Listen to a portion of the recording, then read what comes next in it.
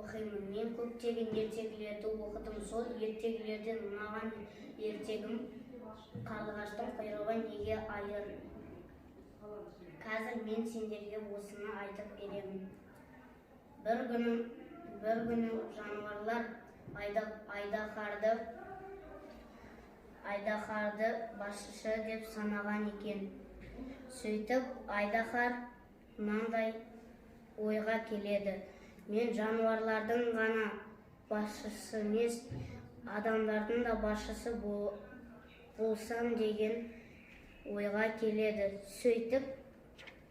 Сөйтіп бір күні айдаһар ауырып қалады. Оған барлық жануарлар келеді. Сөйтіп аурудың